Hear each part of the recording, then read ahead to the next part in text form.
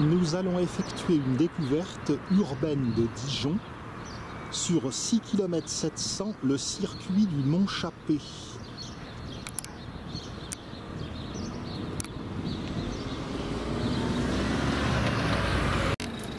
On pénètre dans le square d'Arcy.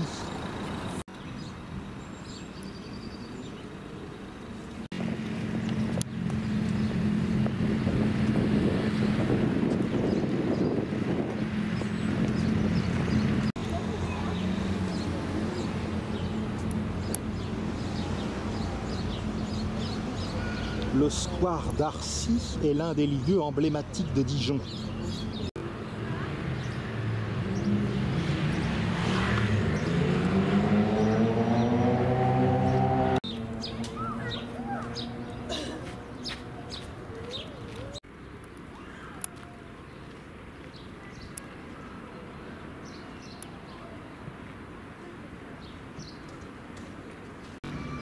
Henri d'Arcy, 1803-1858, Dijonnais, fut ingénieur des ponts et chaussées.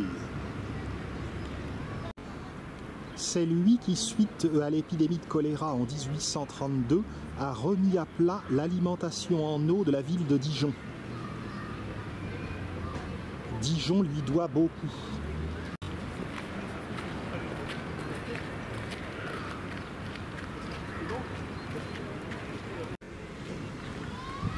D'Arcy avait capté les eaux de la source du Rosoir dans le Val-Suzon, à 12 km de Dijon. Il a réalisé à l'époque tout un système de canalisation souterraine et de bornes-fontaines, alimentant les différents quartiers.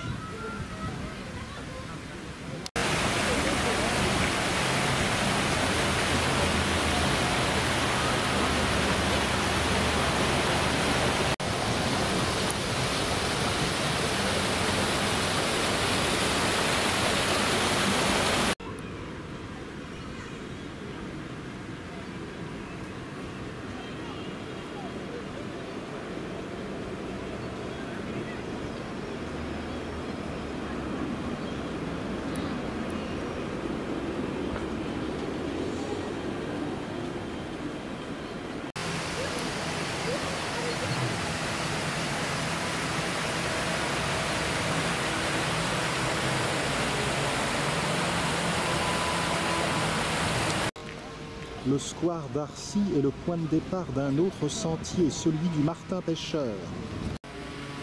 Ce sentier permet d'aller voir le lac Kyr.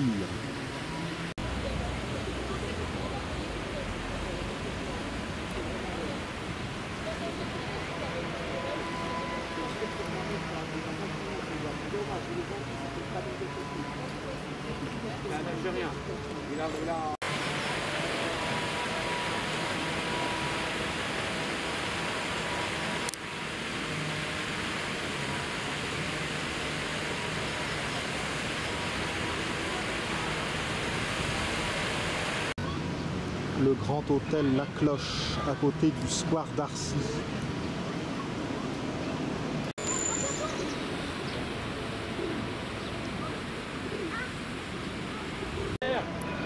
Statue de l'ours Pompon, à l'une des entrées du square d'Arcy.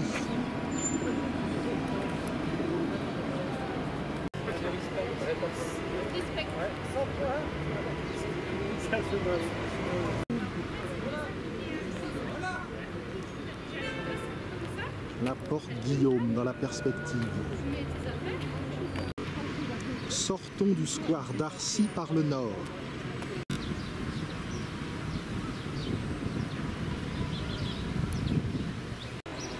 On se trouve avenue de la Première Armée française.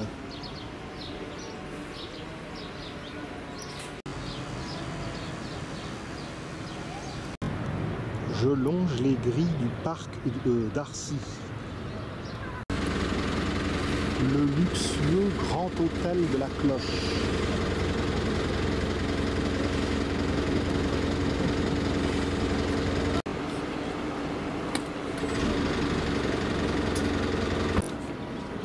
Traversons l'avenue de la Première Armée française. Nous sommes place d'Arcy.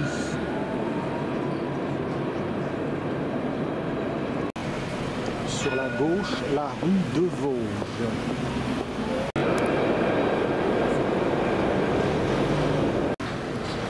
Tout ceci, c'est le grand hôtel de la Cloche.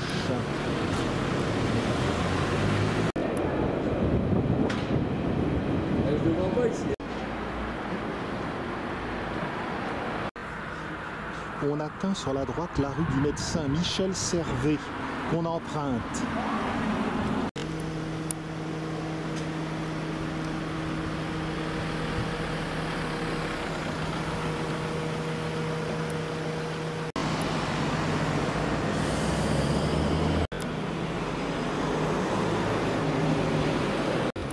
Au bout de la rue, on tourne à droite, dans la rue du Temple.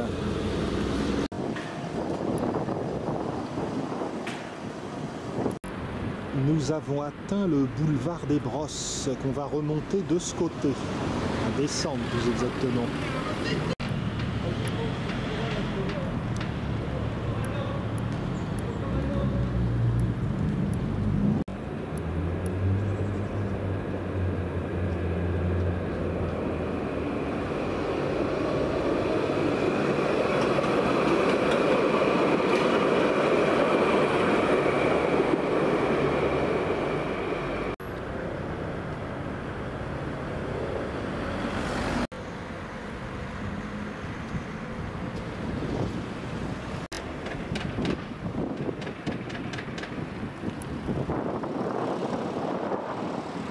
Ce quartier est plutôt chouette.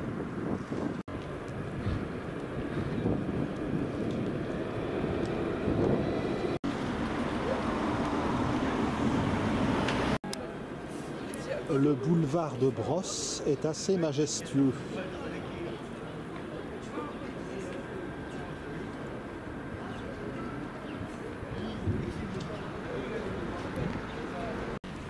Nous parvenons à un endroit tout à fait charmant, la place Saint-Bernard, ornée de son petit square.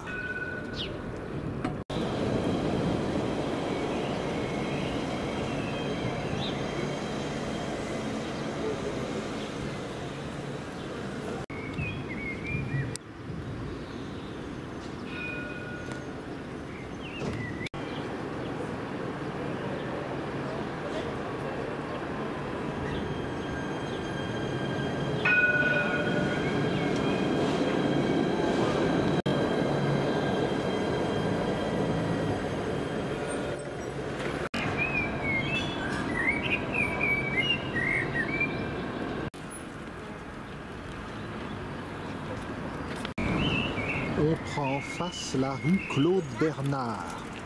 Encore un Bernard, mais celui-là, rien à voir. Ce Claude Bernard était physiologiste.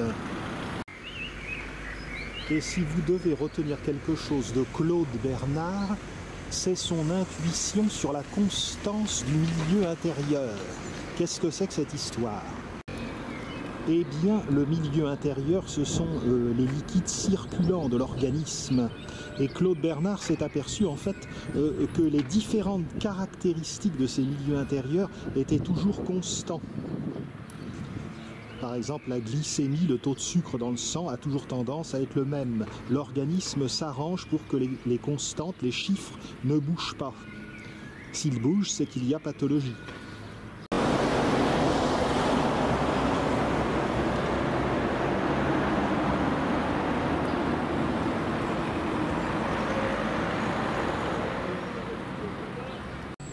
Ici, on retrouve la rue des Vosges.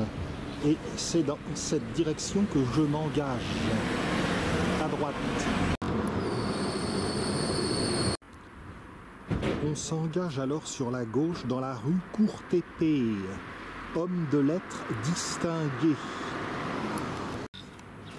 Vous voyez que je ne vous mens pas. La rue Courtépée ne semble pas être la plus belle du parcours. Je retire ce que j'ai dit et je m'auto-flagelle, tel Saint Louis IX dont pourtant je ne partage pas l'auréole. La Villa Pernot est un somptueux édifice dans la rue Courtépée.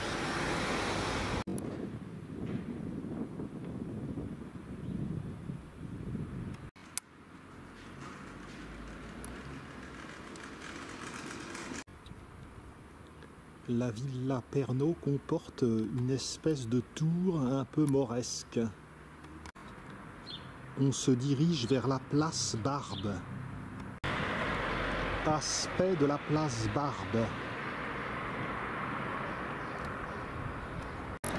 Belle grappe de Forbes.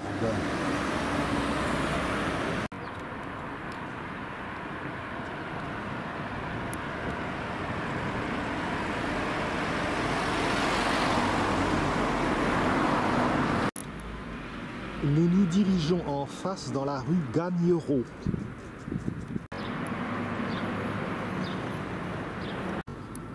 Poursuivons rue Gagnereau.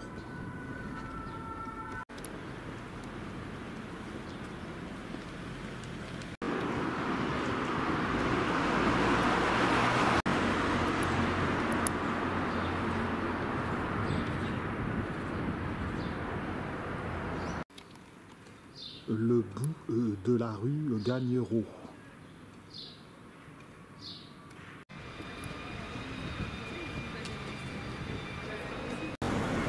Nous sommes arrivés dans la rue Sambin, que nous prenons sur la gauche. Il y a de très beaux immeubles dans cette rue Sambin. Et il y a aussi du moderne.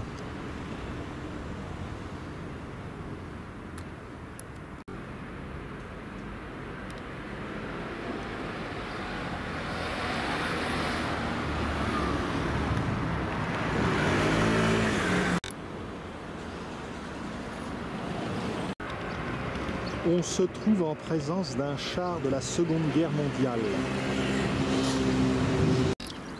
Il faut se souvenir que c'est en septembre 1944 que Dijon a été libéré. Il a fallu attendre la jonction de l'armée de libération venant du débarquement de Normandie, juin 1944, et celle de Provence, août 1944.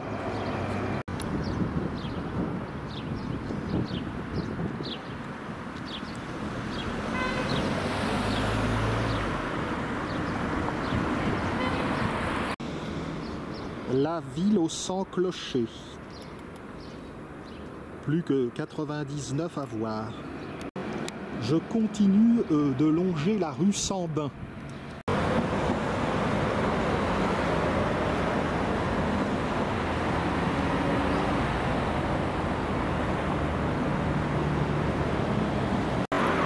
Je tourne à gauche dans la rue de la Sablière. Ensuite à gauche, rue Charles de Vergennes.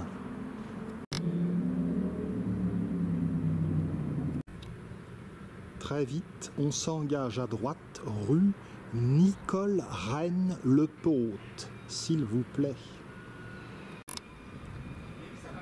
Comme j'ai bien senti que vous vous demandiez qui était cette fameuse Nicole Reine-le-Pôte, eh bien, figurez-vous que cette brave dame était astronome au XVIIIe siècle.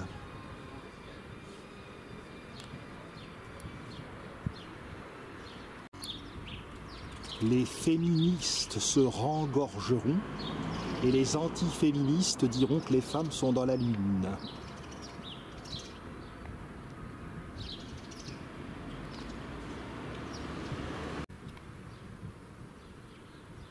Que j'aime le premier printemps. Il me semble que cette résurrection donne une grâce incomparable à chaque endroit, même le plus banal.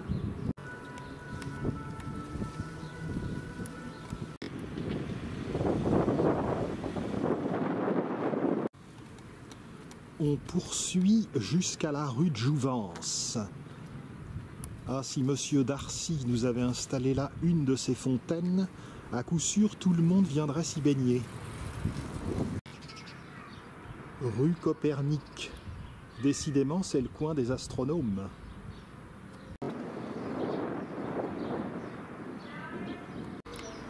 les photynias commencent à fleurir. Nous parvenons rue de Jouvence. On tourne sur la droite rue de Jouvence. Voici l'église Saint-Joseph dont le portail est fermé.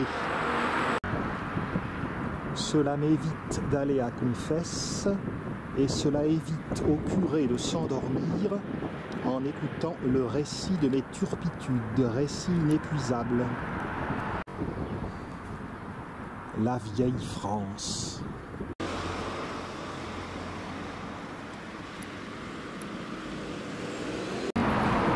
En poursuivant dans la rue de Jouvence, il faut faire attention, c'est dans une petite ruelle à gauche qu'il va falloir passer. Une rue croquignolette, la rue Saint-Honoré, qui, vous ne le savez peut-être pas, est le patron des boulangers-pâtissiers. Et pour vous faire une confession, je ne le savais pas plus que vous, mais je sais lire.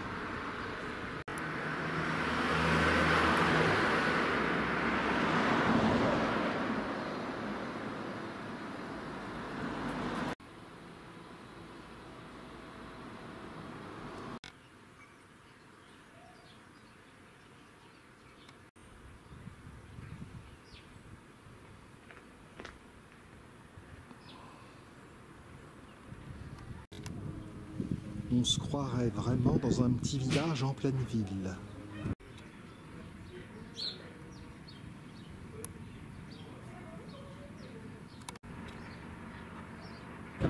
Le bout de la rue Saint-Honoré.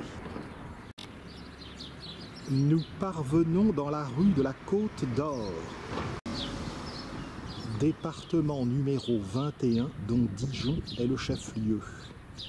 Je vous rappelle les 3 autres départements de Bourgogne. Il y a la Nièvre, préfecture Nevers, l'Yonne, préfecture Auxerre, et la Saône-et-Loire au sud, préfecture Mâcon.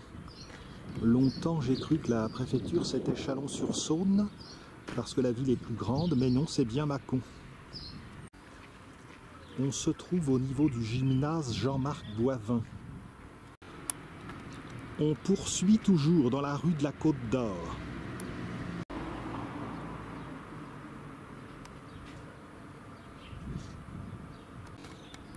On coupe la rue de Semur, vraisemblablement Semur en Auxois, charmante cité médiévale à laquelle je compte bien m'arrêter en revenant de mes vacances de Dijon.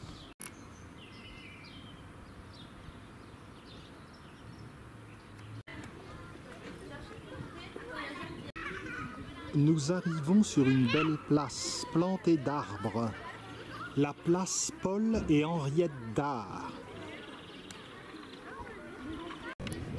Il paraît que Paul et Henriette Dard sont des bienfaiteurs de la ville de Dijon.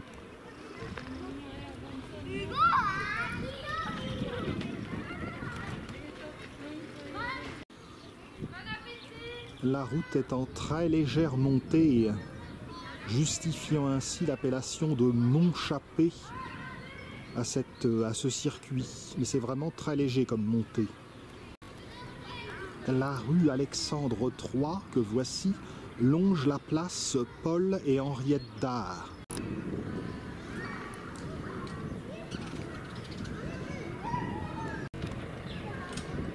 Après une petite pause reposante sur ce banc, je reprends la route.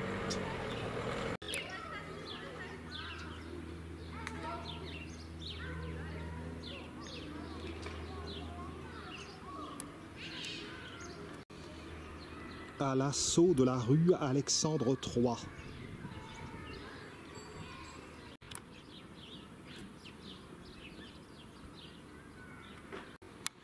On arrive au niveau de la rue Claude Ouin, qu'on traverse.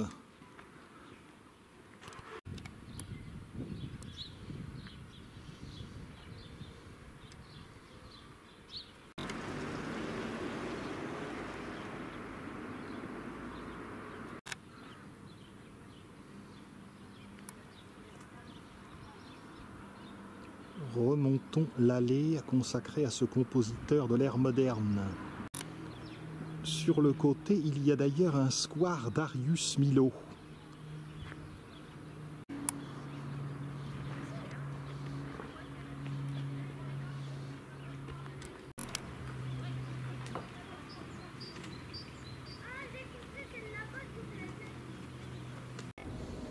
Sur la carte, cet endroit porte le nom des Hauts de Montchappé.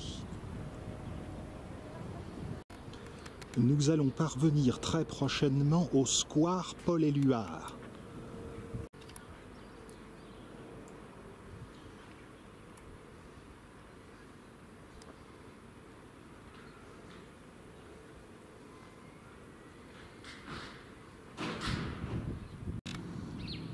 Voici le square Paul-Éluard. Faisons un petit tour dans le square avant de s'engager dans l'allée Pablo Picasso. Les parapets sont ornés de verre, vraisemblablement de Paul-Éluard.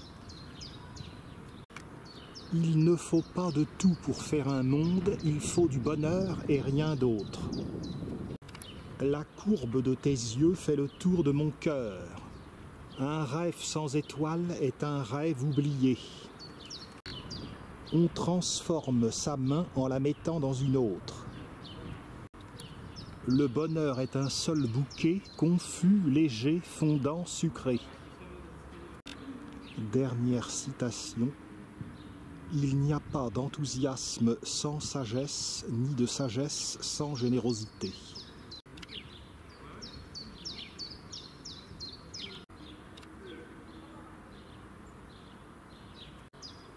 Par l'allée Guillaume Apollinaire, gagnons à présent l'allée Pablo Picasso. Voici l'allée en question, alors que l'on fête cette année le demi-siècle de la mort. On voit bien qu'on est sur une éminence, le mont Chappé, car on aperçoit un horizon dégagé.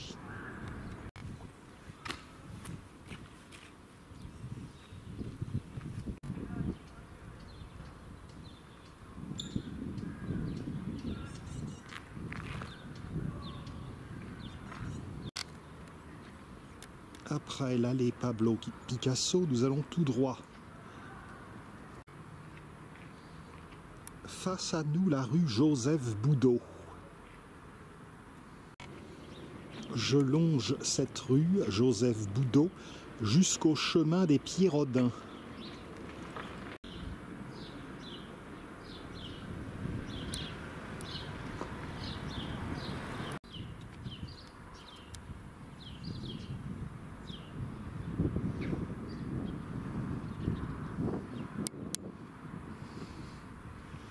Le chemin des Pieds-Rodin, c'est par ici, vers la rue de la Fontaine.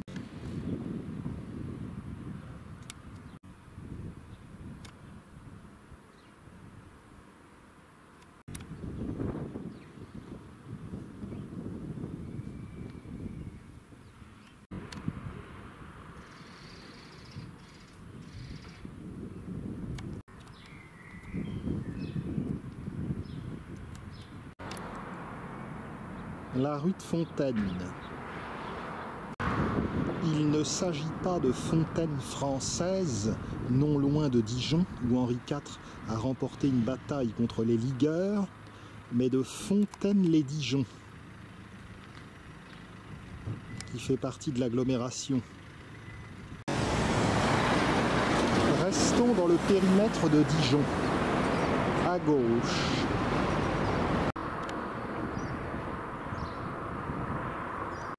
Au niveau de la rue Alexandre-le-Gros, le square Charles le Téméraire. Je pense que ça n'aurait pas tellement plu au dernier duc de Bourgogne, qui était tout de même très orgueilleux de voir que son nom est associé à un parc minuscule. Mais son nom est également associé à cette rue en descente, rue Charles le Téméraire. Le dernier des 4 grands ducs d'Occident. Certes, il y eut des ducs de Bourgogne dès Hugues Capet, celui-ci ayant donné la Bourgogne en apanage à un de ses fils. Force est de constater cependant que les premiers ducs de Bourgogne n'ont guère fait parler d'eux.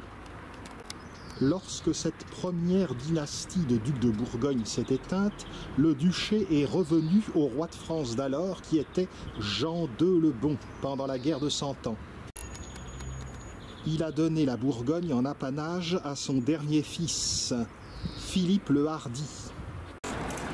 Et on a eu alors une suite de 4 ducs, les 4 grands ducs d'Occident, qui ont fait rayonner la cour de Dijon et la Bourgogne. Philippe le Hardi, Jean sans peur, Philippe le Bon et Charles le Téméraire. Je conterai tout cela d'une façon détaillée dans un autre film. Sachez toutefois que Charles le Téméraire est mort, sans descendant mâle, et que le roi de France, Louis XI, a mis la main sur la Bourgogne. Néanmoins, il y a eu un petit problème, c'est que Charles le Téméraire avait eu une fille, Marie de Bourgogne, qui a épousé Maximilien de Habsbourg, l'Autrichien. Et elle lui a amené en dot toute une série de domaines, de territoires, et cela a créé des problèmes plus tard entre la maison de France et la maison d'Autriche.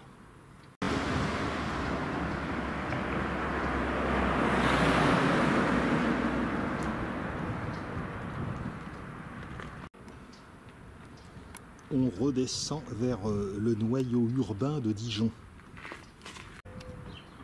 Au feu, c'est l'avenue Victor Hugo que nous allons rejoindre.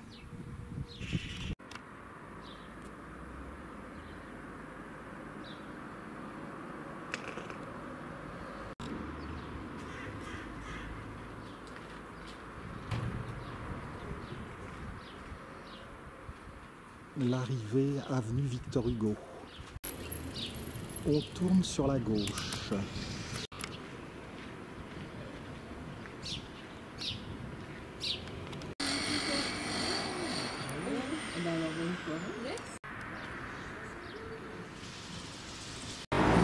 Au bout de quelques pas, on s'engage à gauche dans la rue des Génois. Une rue qui fait très villageoise.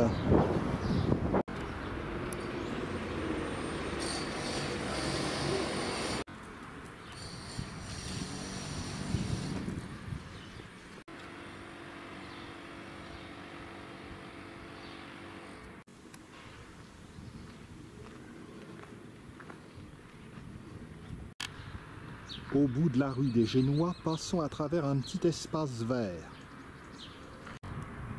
Poursuivons rue Meyerbeer. On traverse la rue de Fontaine, donc pour accéder à la rue Meyerbeer.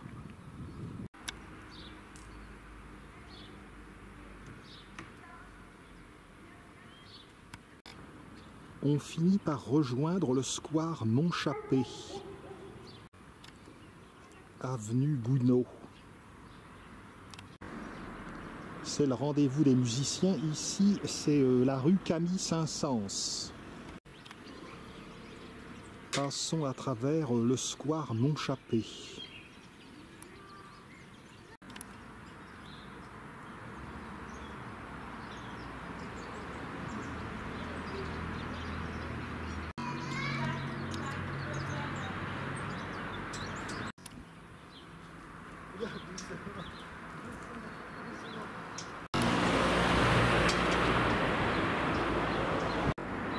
Sorti du square, on descend la rue de Montchappé. La rue de Montchappé comporte de belles demeures.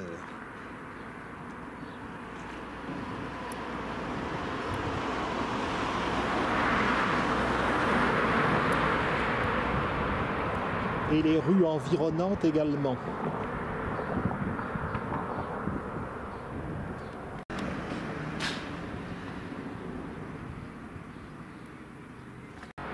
On tourne à droite, rue Hector Berlioz. Encore un musicien. Cette courte rue nous emmène au square Eugène Spuller.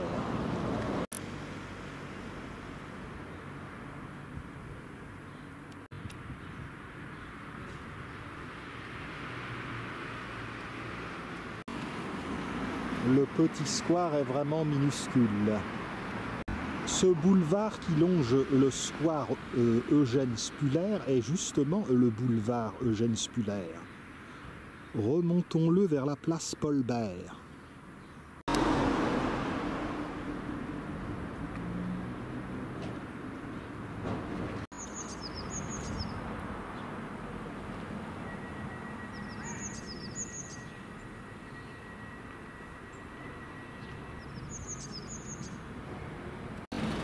On retrouve la rue du Montchappé. La place Paul Bert se trouve à cet endroit avec son petit square.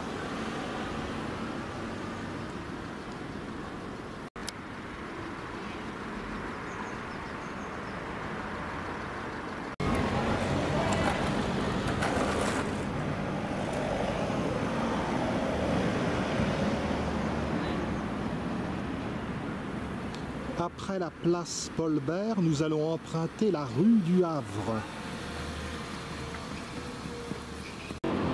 Un coup au cœur, la rue de Rouen, ma ville natale. Et donc la rue du Havre, la ville où je vis actuellement. Rue du Havre à Dijon. Y a-t-il une rue de Dijon au Havre? Je ne connais pas. Il y a une rue de Metz, une rue de Belfort, une rue de Saint-Quentin, mais rue de Dijon, ça ne me dit rien. Vous vous souvenez de la rue de la Côte d'Or de tout à l'heure? Eh bien, par la rue du Havre, nous allons atteindre cette fois le passage de la Côte d'Or. Rue Kléber. On reconnaît le clocher de l'église Saint-Joseph où j'aurais pu me confesser tout à l'heure. Voici une extrémité de la rue de la Côte d'Or. On manque de louper le passage de la Côte d'Or, qui est un étroit boyau.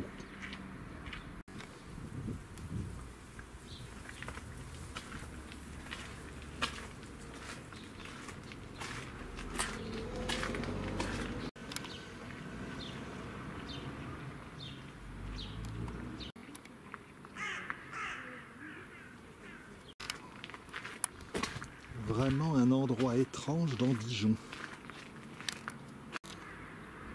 Nous allons retrouver la rue de Montchappé dans quelques instants. L'extrémité du passage. Et nous retrouvons donc la rue de Montchappé. 50 mètres plus haut, on tourne à gauche, rue Jacques-Célérier. Voici la rue Jacques-Célérier, une large artère. Le quartier Jacques-Célérier est né pour l'essentiel dans les années 1920-1930, à l'emplacement de l'ancien cimetière de l'Est de la ville, et là où il y avait un camp militaire américain lors de la Première Guerre mondiale. Beaucoup d'entrepreneurs firent édifier, soit pour leur résidence personnelle, soit pour louer, des immeubles art nouveau, art déco, mouvement moderne. Cet immeuble, par exemple, est art déco.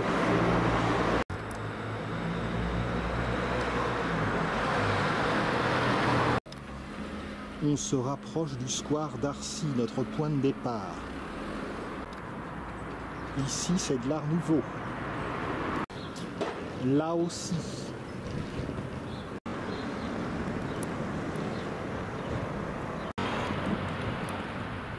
Je dirais que là, c'est de l'art rigolo.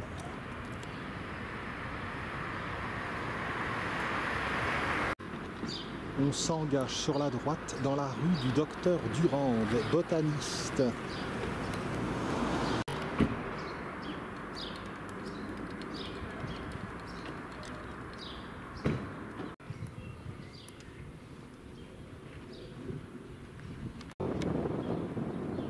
Beau pâté de maison, rue du Docteur Durande, qu'on suit jusqu'à la rue de l'Égalité.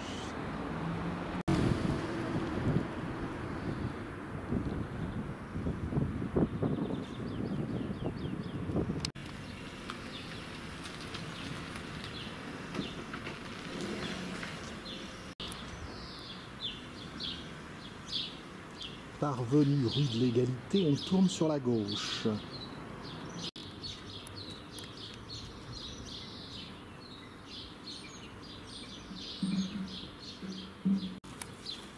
Superbe maison ici. En face, la rue Bernard-Courtois, que l'on emprunte sur la gauche.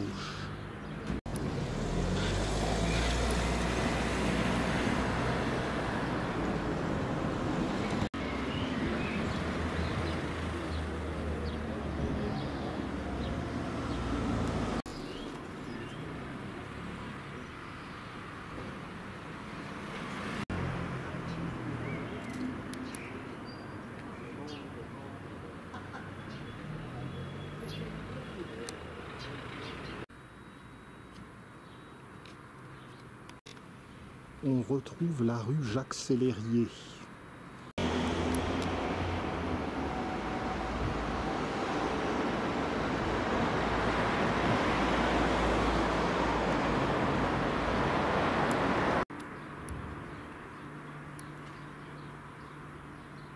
Une qui fait penser à un temple égyptien un peu. Au fond, le square d'Arcy.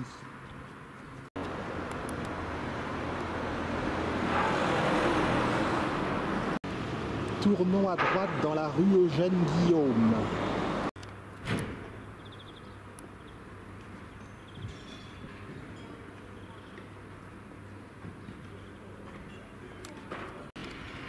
Observons le mur paysager.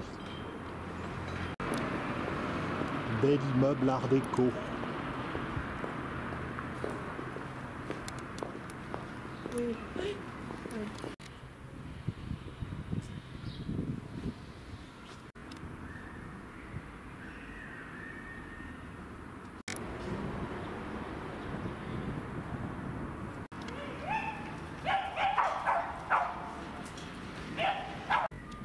La villa de tout à l'heure, rue de l'Égalité.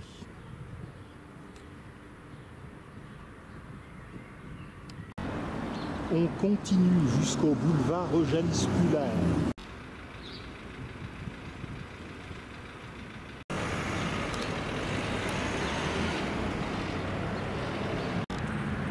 Boulevard Eugène Spuller.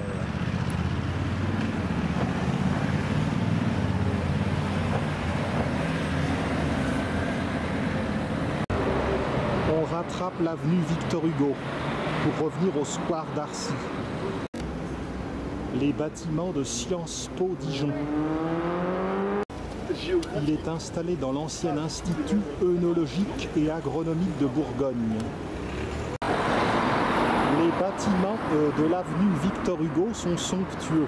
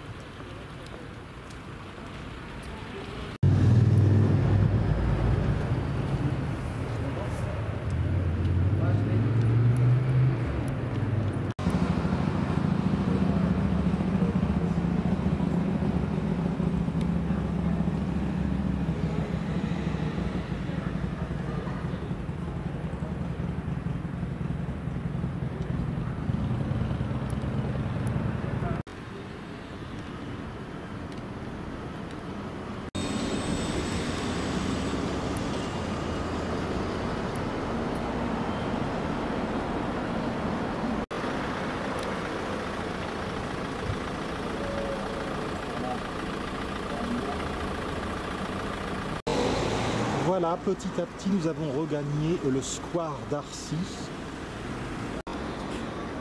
Retour à la place du Rosoir. Une balade s'achève en attendant d'autres circuits de découverte dans Dijon.